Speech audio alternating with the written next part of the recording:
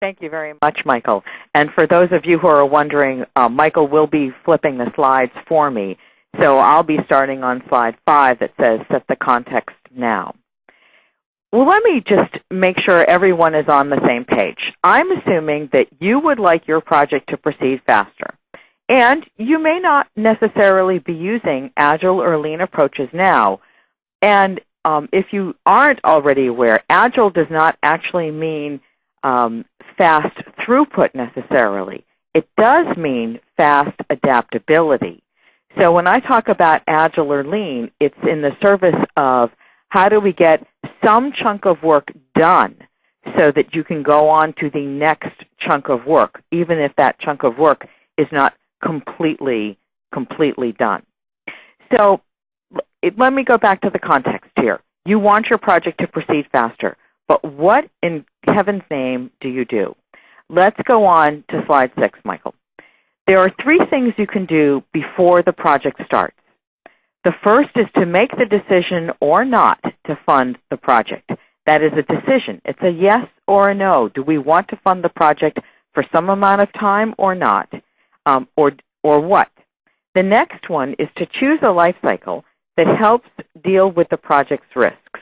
One of the things that I see most often in the organization is that every project is supposed to follow exactly the same process, except that the process includes the life cycle, and every project is slightly different. Some of you have more technical risks in your projects. Some of you have more schedule risks. Some of you have more cost risks. Some of you have other risks that I can't possibly enumerate them all. And so choosing a life cycle that deals with the project's risks for this project, the one that you're on now, is a huge change for some of you and can really help speed up your project. The third thing I'd like you to consider is to move from how much to how little thinking. And I'm going to be discussing all of these as we proceed. So let's go on to slide 7. The first is the funding decision. I suspect that some of you work in organizations where you don't have project portfolios. That's a picture of all of the projects from left to right and a timeline to say these projects are going to go from January, February, March, April, and May, and then this next project is going to start up in June and go for X number of months. If you're in a large organization, you have a whole lot of simultaneous projects going on. It's really difficult to keep all that in your head.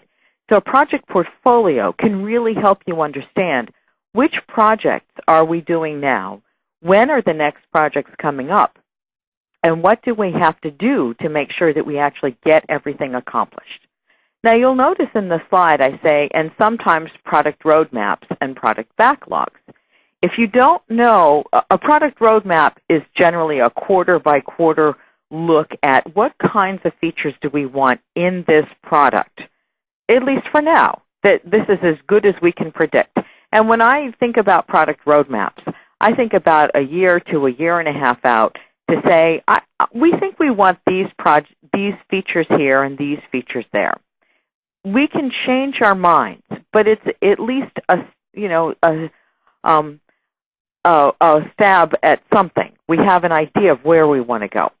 A product backlog takes that product roadmap and actually tries to discuss all of these features in terms of requirements, whether they're use cases or user stories, but to be something that's more definitive about what this little feature means. So in a product roadmap, you might have something called electronic signature, but in a product backlog, you might have something that says, implement electronic signature for these kinds of forms only, right? That's a piece of what electronic signature means. Let me sort of back up the stack here to the funding decisions. It is common in organizations that funding decisions are not always based in logic, but are frequently based in value. And this is the value from the senior management team and the value from the technical team. I once worked in an organization where we really wanted to put, it was an embedded system, and we wanted to put it in some form of a PC. This is many years ago, almost 20 years ago. And at the time, it would have been a better decision in terms of who was buying our product to implement it in some form of an IBM PC, because then almost 20 years ago, IBM actually did own the market. We chose to implement it in a Mac. Why? Well, there were a bunch of technical reasons for it. You know, you can make any technical reason for anything. But the truth is, the PC at the time was sort of an ugly machine on the inside, and we didn't want to do it. We really wanted to do it on the Mac. So that was the value for us as an organization. This happens all the time in organizations, whether it's the PC or the Mac or it's something else. But the decision of where to fund the project and which projects to fund are all about the values of the organization, not just logic.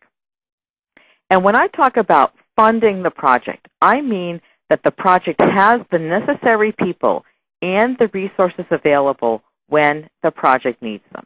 If you don't have the people on the project you need, your project is going to slow down. There's no question about it, and you can't speed it up because you don't have enough people thinking about what's going on in the project.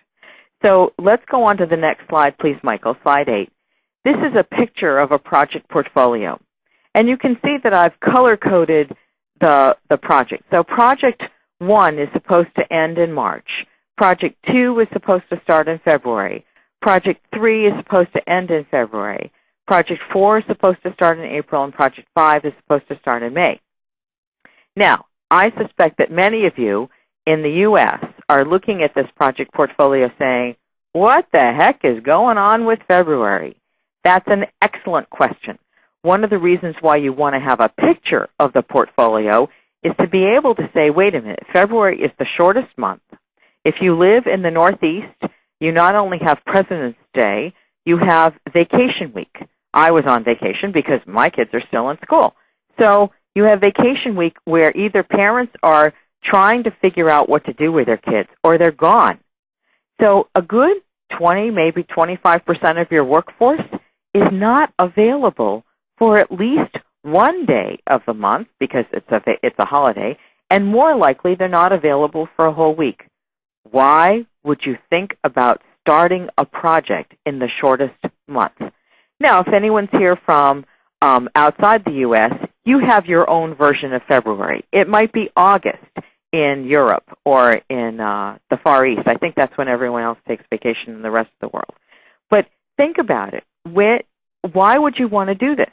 If you don't have a picture of the portfolio, it's incredibly difficult to have this conversation about does it make sense for us to be starting this project now, and if it does, how do we finish the other projects so we can truly fund this one, the one that we want to start now. Let's go on to slide 9. So if I ask for a qualitative evaluation, right, I'm not asking about numbers because it's, I'll talk about quantitative evaluation on the next slide, but let me say for now, you and I both know how to manipulate ROI so that it comes up to be anything you want. So the first step I actually do is a qualitative evaluation of all the projects in the portfolio. I want to ask about this project. How does this project, the one that they want me to start as a project manager, fit in with all the others? Do I have a strategic reason, and can I write it down? Can I at least talk about it? Is there some form of tactical gain for completing this project? Are we ready to adequately fund this project to make it successful?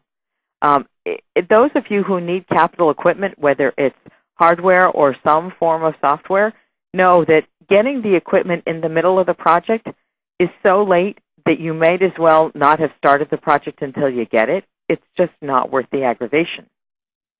So adequately funding the project is a critical piece of making